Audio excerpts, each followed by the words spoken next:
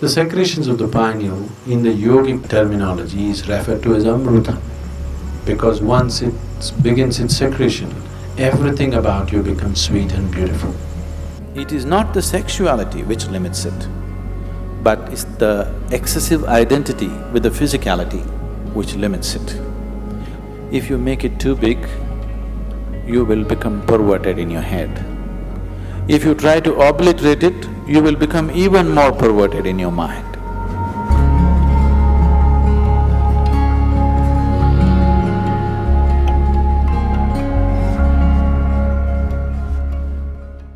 A 92-year-old man went to his doctor for a full medical checkup.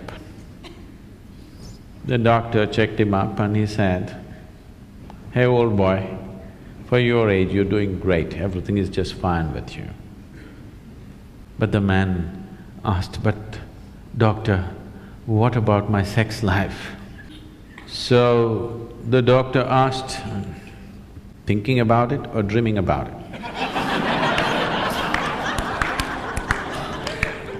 The more you try not to think about something, the more you will think about it. This is the nature of the mind. So there are many reasons why one indulges in sex. For some, it is just pleasure. For some, it is a way of building this bond and companionship. Otherwise, people feel they're going away from each other.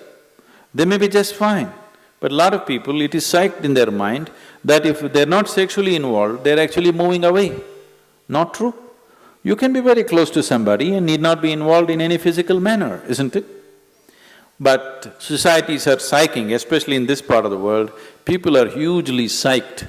If there is no sexuality, you don't really have a relationship. In fact, the word relationship, it took me some time to understand, that here, if you say a relationship, you are supposed to understand it's sex-based relationship.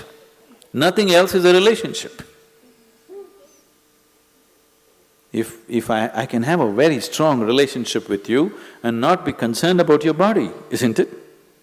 I may not be drawn to your body in any way, but I can have a very powerful relationship with you. But all those possibilities are completely discounted. A relationship means you must be in some way physically involved, man, woman, or man, woman, woman, whatever you like. Essentially, it's body-based. What kind of body is individual choices, but essentially it is body-based. This has happened because somewhere our identification in the body has gone beyond normal levels of identity. It is excessive identification with the body. That is why body-based relationships have become the crux of the society. One who is too identified with your physical body naturally is sex-driven, because that is the highest thing that he knows. There are ways we can make you find something which is far bigger than this. Once you taste something better, I don't have to tell you, give this up or give that up, it'll anyway fall off, isn't it? There are ways to do certain sadhana which is more intense than sexuality, which is more ecstatic than sexuality. On one level, if you look at it, all dimensions of yoga, one way or the other, are ultimately trying to activate the pineal, because once it begins its secretion, everything about you becomes sweet and beautiful. It creates a whole inner pleasure, which makes all the outer pleasures look like kindergarten stuff. That's the reason yogis are just sitting with eyes closed, not because they're against pleasure, they're against small pleasures, that's all. So the Shambhavi, one thing that's happening is, it stimulates the pineal secretion in a big way, which leaves you drenched in a certain level of sweetness throughout the day. It just leaves you in a certain state of ecstasy and blissfulness because the pineal gland is active. This is one aspect of your physiology which is very close to your consciousness. The rest of the physiology is about survival. But pineal gland is one aspect of your physiology which is very, very close to transcending the physical. In the yogic traditions, this sweetness is referred to as amrita or the ambrosia or the elixir of life. One drop, if it comes into the system, suddenly the whole system just cools down, the whole system is lubricated, functions at ease. The desperation in the system is gone. The desperation in the mind is gone. So, ambrosia means you found your own pleasure. If you're extremely joyful within yourself, you found the amrita within yourself. You're an extreme state of pleasantness. Now, being with people, not anymore about squeezing pleasure out of them. Being with people is just being with them. Only now you're truly capable of love. Otherwise, it is just a open sesame trick. I love you means, whether they believe you or not, for that moment they make themselves believe you. Because they are also in need of something, you're also in need of something. Isn't it? It's like the, Alibaba under 40. Open sesame means it opens. This is just like the I love you means many things open up. Now, by doing this, I'm not saying it's right or wrong, that's the way people conduct their life, there's nothing to it. But by doing this, the true possibility of knowing an intense sense of love within you is lost. You're here constantly looking, what can I get out of this person, what can I get out of that person? This is a con job. It's called a love affair. But it's a con job. But if you are extremely ecstatic by yourself, when you're being with people, it's about sharing your ecstasy. It is about, if they are not touched by it, somehow to touch them with it, rather than seeing what you can squeeze out of them. The whole fundamentals of your life will change.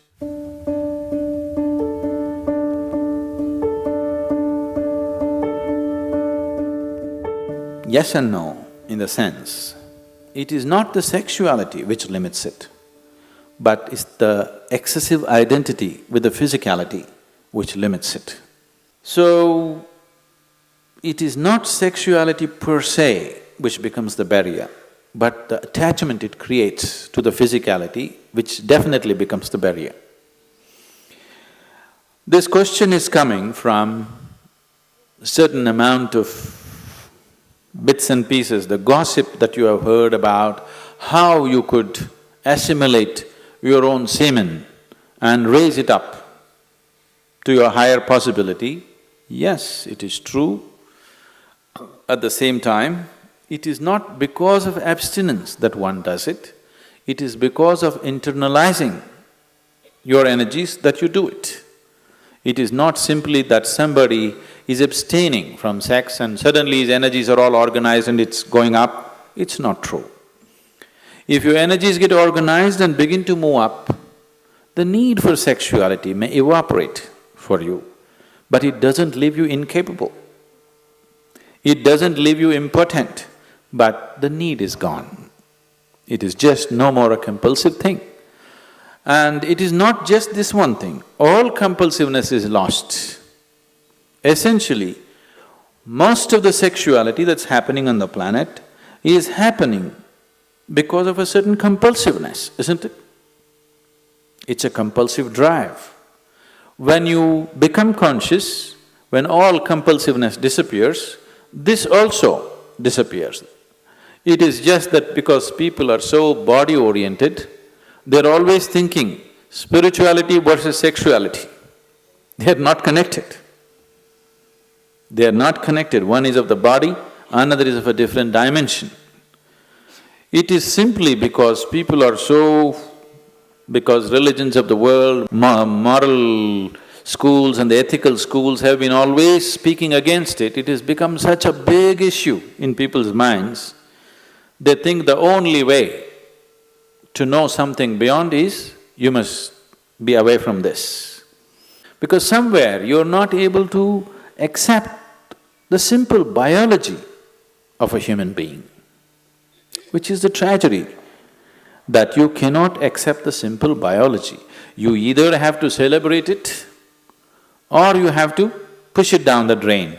Both are not needed. You can look at it for the limitation that it is and for the possibility that it is. So, if because of the impurity of sex, your spirituality is going to get disturbed, I want you to know that your very birth is impure. When you come from such an impure birth, where is the possibility for you? There is no possibility for you. Only if you fell from somewhere else, if the stoke dropped you, there is some possibility of you becoming spiritual. If your mother had a normal birth, you have no possibility.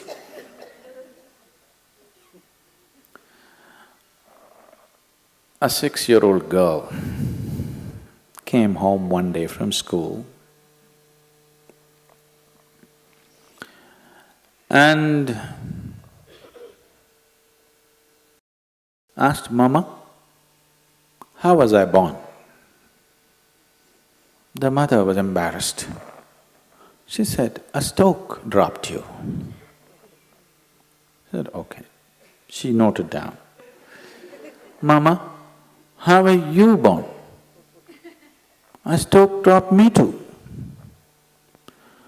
"Mama, how was grandmama born?" "A stoke dropped her too." Then the girl became serious and she went down and sat down and started writing something in her homework. Then the mother was feeling uncomfortable, she finished her cooking and then the girl had finished her homework and left the book there, she went and read. So the essay was about the family tree. So the girl had written, "For 3 generations in my family, nobody had a natural birth."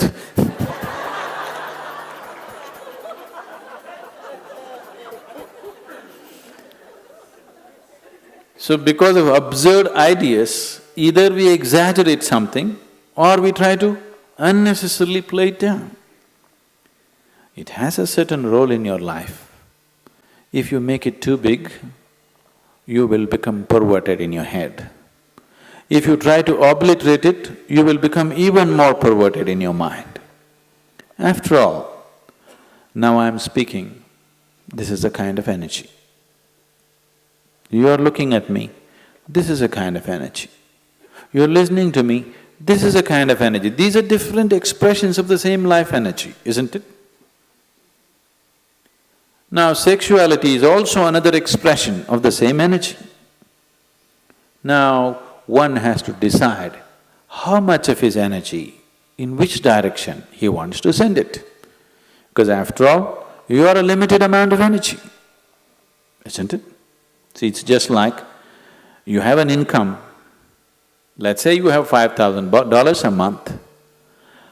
How much for the house rent, how much for eating, how much for schooling, how much just for fun, how much for vacation, your portion, isn't it? Tomorrow morning, you got your salary, in the evening you went out and blew it up. Now the next month is going to be trouble, isn't it? Of course you have a credit card, but everything in your life, if you are handling your life sensibly, everything in your life is apportioned according to your understanding, your need and your capability, isn't it so? Yes?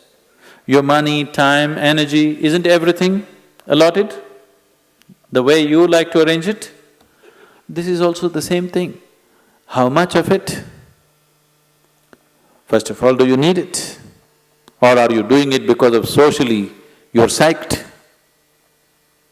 If there is a need, if I ask you to stop it, you will become perverted because it'll all happen in your head.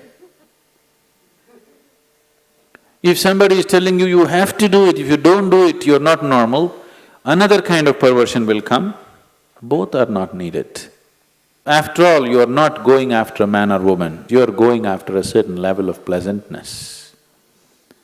So once you experience a certain level of pleasantness, wouldn't you like to dig deeper into this? Because whatever pleasantness happened, maybe you used the other person, but the pleasantness happened within you, right?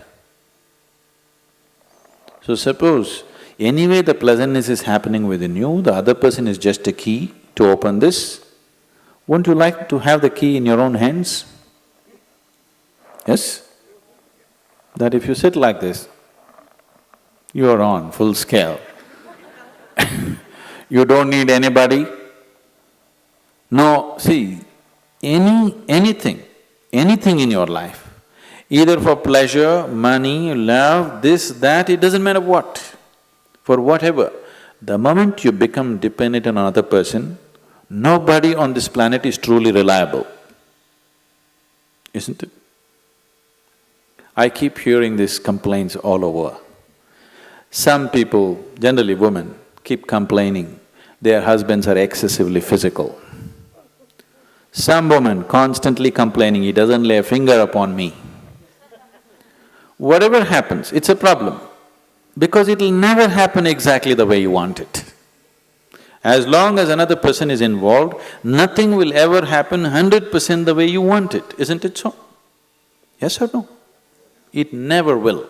It doesn't matter if you get married to your god, it still won't happen. As long as your way of being, your sense of pleasure and joy is dependent on another person, you will always have a complaint. Doesn't matter how wonderful the other person is. So in this context, people might have talked about celibacy because they said, take some time off. Because to extract pleasure out of somebody, you have to play any number of tricks. It doesn't happen simply. This is called as courting.